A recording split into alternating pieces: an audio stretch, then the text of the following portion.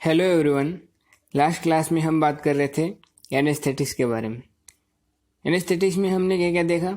Anaesthetics की definition के बारे में बात की, उसके अलावा इसके टाइप्स देख लिए। टाइप्स के अंदर सबसे पहले बात की थी जनरल एनेस्थेटिक्स के बारे में।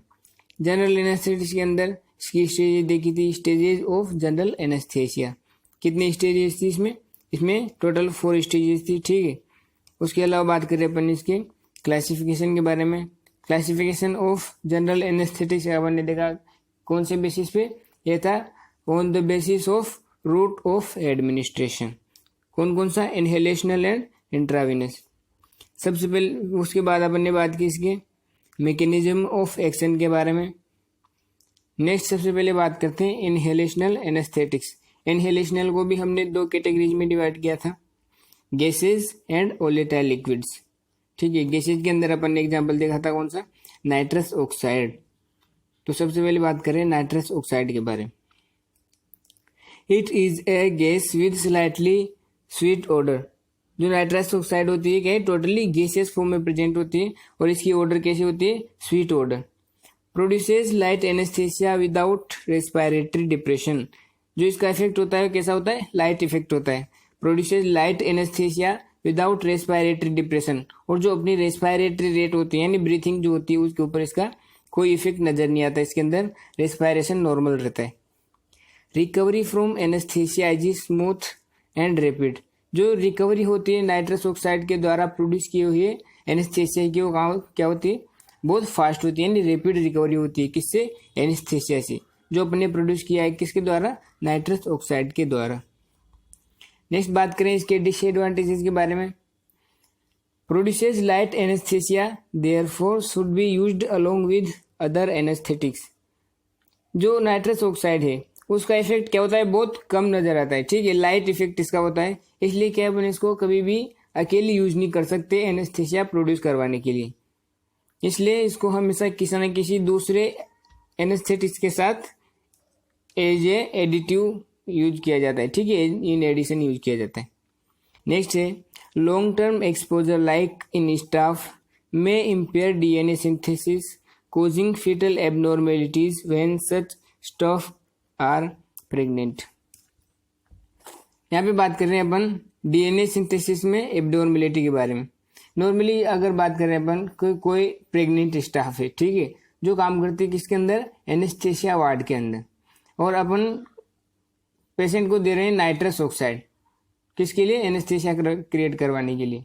अगर कोई पर्सन है यानी कोई स्टाफ है जो एज ए रेगुलर बेसिस यानी बहुत लंबे टाइम से क्या है नाइट्रस ऑक्साइड के कांटेक्ट में आता है, वो क्या प्रेग्नेंट है पहले से, तो उसका जो बच्चा है वो भी क्या है नाइट्रस ऑक्साइड के कांटेक्ट में आएगा, क्योंकि ब्लड के थ्रू बच्चे तक पहुंचेगी। और ड्यूरिंग प्रेगनेंसी क्या होता है, नॉर्मली जो बच्चा होता है, ठीक है, उसकी है ऑर्गन फॉर्मेशन चलती रहती है। ऑर्गन फॉर्मेशन से अपन ने मतलब क्या है, उसके अंदर सेलुलर मल्टीप्लिकेशन चलता रहता है।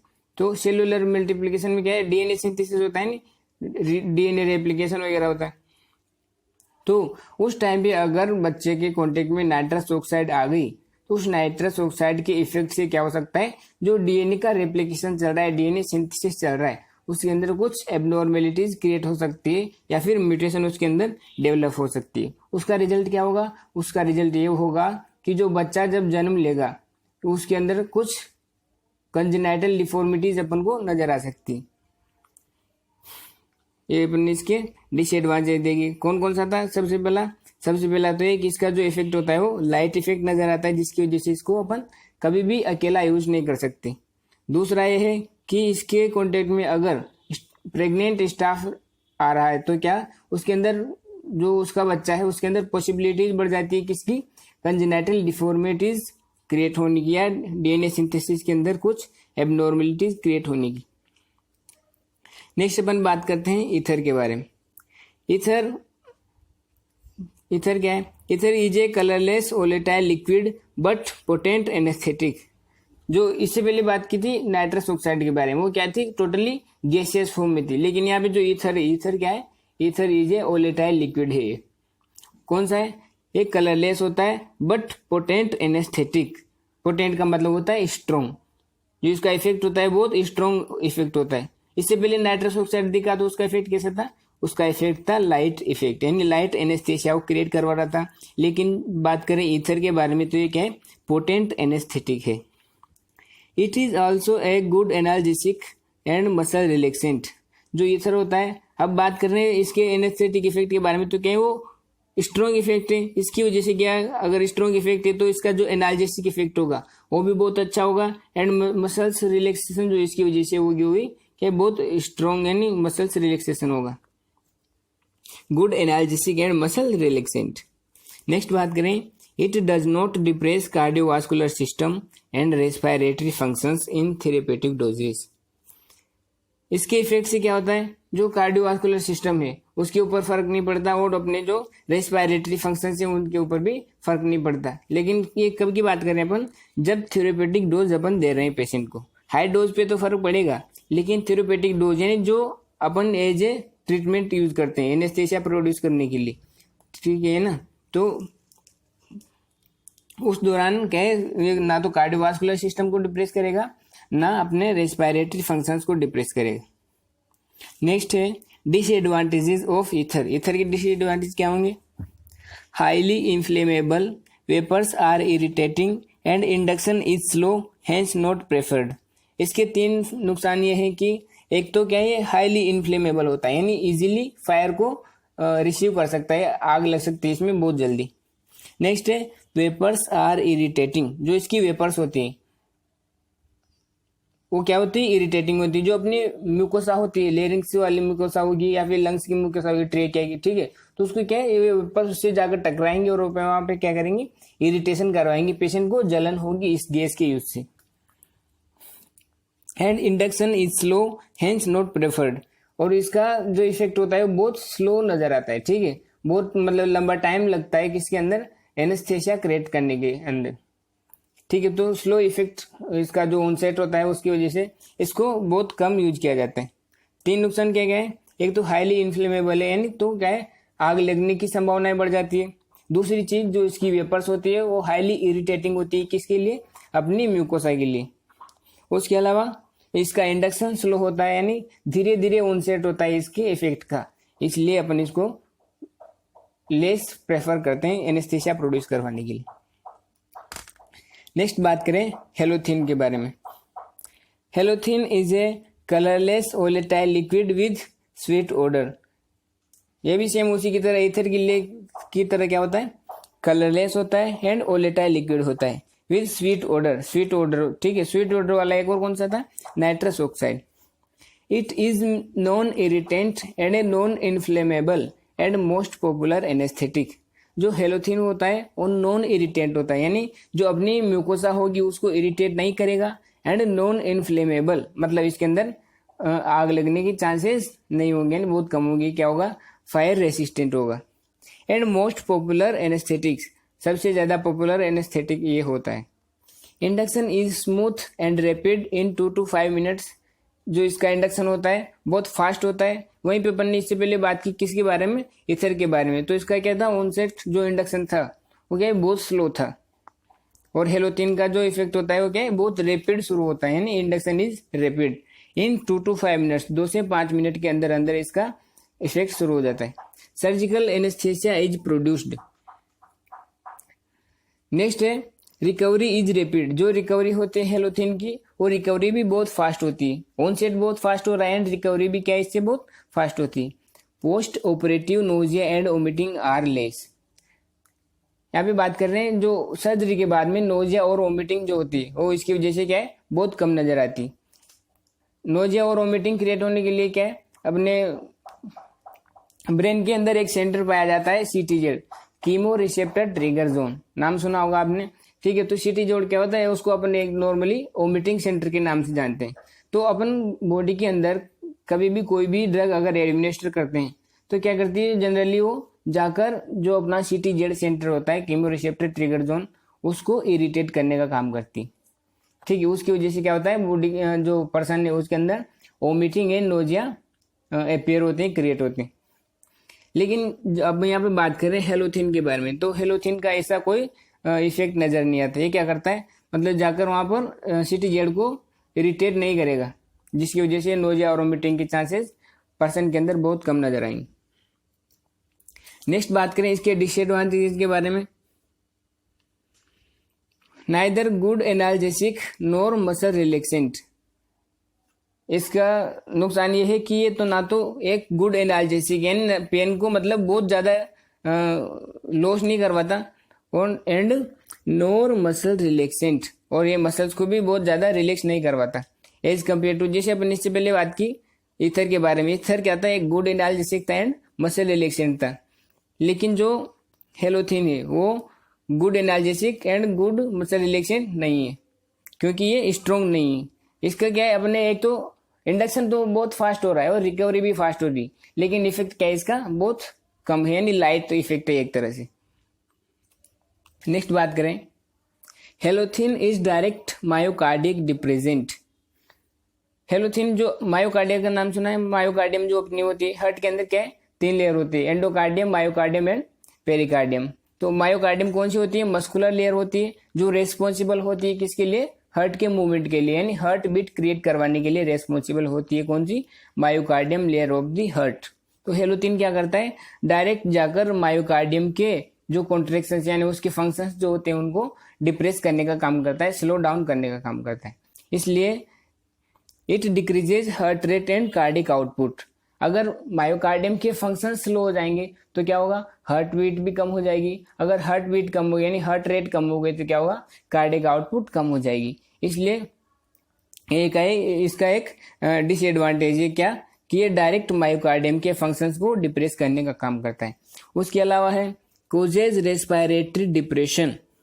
जो हेलोथिन ये क्या कर रहा है, रेस्पिरेटरी डिप्रेशन कर रहा है, मतलब अपने जो रेस्पिरेटरी फंक्शंस है, रेस्पिरेटरी फंक्शंस को कैसे, ये अपने जो ब्रेन के अंदर सेंटर होता है कौन सा, रेस्पिरेटरी सेंटर, ठीक है, तो क्या है उसको जाकर उसके फंक्शंस को स्लो करवाता है, ठीक है। रेस्पिरेटरी सेंटर, ब्रेन के अंदर जो रेस्पिरेटरी सेंटर होता है उसका काम क्या होता है, उसका काम होता है अपने रेस्पिरेशन को मेंटेन करना, ब्रीथ को कम करना, ज्यादा करना, जैसे भी है, मतलब एक तरह से कंडीशन को कंपेंसेट करने का काम करता है।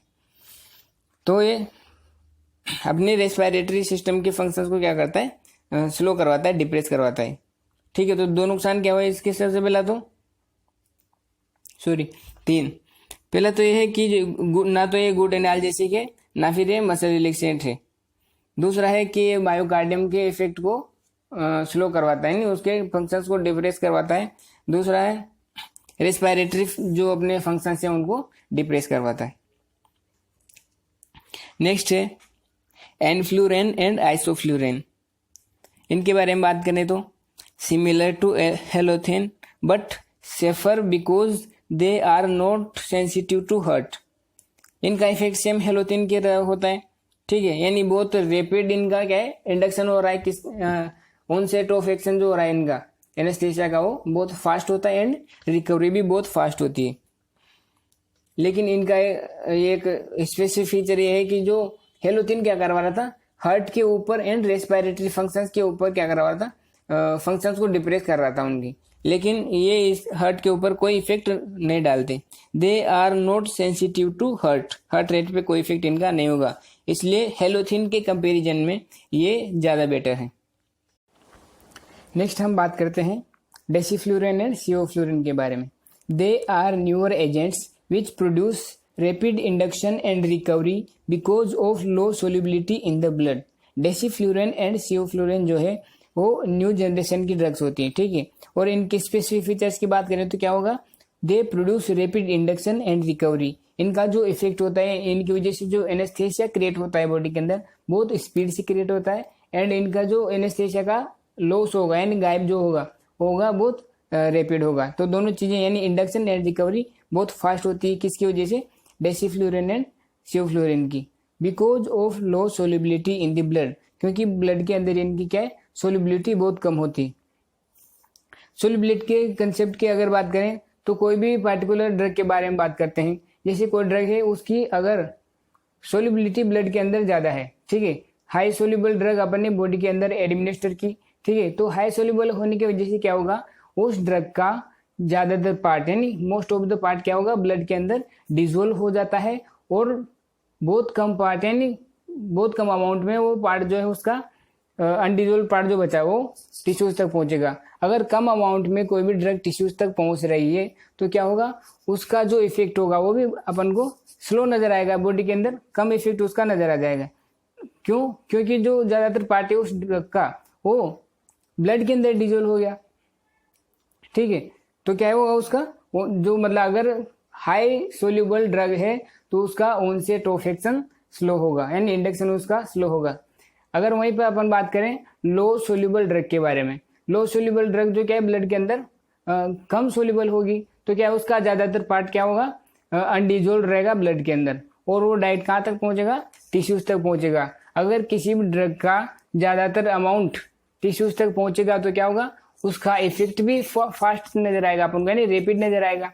ठीक है, तो क्या हुआ, एक थ्योरी के हिसाब से लो सोल्यूबिलिटी वाली ड्रग का इफेक्ट ज्यादा नजर आएगा, यानी रेपिड नजर आएगा।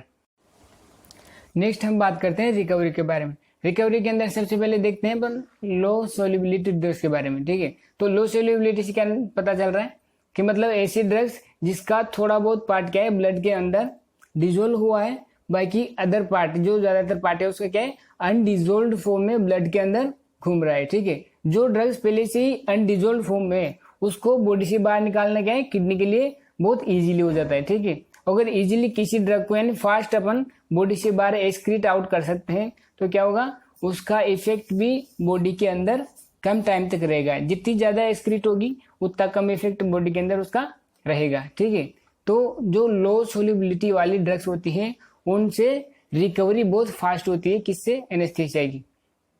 नेक्स्ट बात करें अपन हाई सोल्यूबल ड्रग्स के बारे में, तो ऐसी ड्रग्स जो ब्लड के अंदर बहुत ज्यादा अमाउंट में सोल्यूबल है, यानी इसका मतलब ज्यादातर पार्ट उस ड्रग का क्या है ब्लड के अंदर घुला हुआ है, तो ऐसी ड्रग्स को बाहर एक्सक्रीट आउट करने में किडनी को क्या है टाइम लगता है, परेशानी आती है। ठीक है, तो उस ड्रग का क्या है अगर स्लो एक्सक्रीशन हो रहा है तो उसका इफेक्ट भी बॉडी के अंदर ज्यादा टाइम तक रहेगा, इसका मतलब उसकी रिकवरी क्या होगी, स्लो होगी। तो समझ क्या है कि जो लो सोल्यूबिलिटी वाली ड्रग्स है उनसे रिकवरी फास्ट होती है, एंड जो हाई सोल्यूबिलिटी वाली ड्रग्स है उनसे रिकवरी स्लो होती है।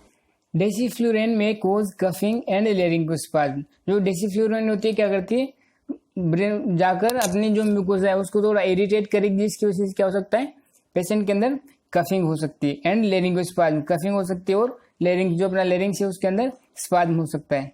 नेक्स्ट है sevoflurane is agent of choice for paediatric anaesthesia. Paediatric मतलब जो चिल्ड्रन है उनकी बात कर रहे हैं। ठीक है, तो अगर किसी बच्चे के अंदर अपन को सर्जरी करनी है, ठीक है, तो क्या होगा, पहले अपन को एनेस्थेटिक्स क्या उसके अंदर एडमिनिस्टर करने होंगे। तो जो ज्यादातर ड्रग्स बच्चों के अंदर एनेस्थीसिया क्रिएट करने के लिए यूज की जाती है वो कौन सी है, सिवोफ्लुरेन। ड्रग ऑफ चॉइस मतलब जो सबसे ज्यादा यूज की जाती है। ठीक है, sevoflurane is agent of choice for paediatric anaesthesia, यानी बच्चों के अंदर यूज की जाती है।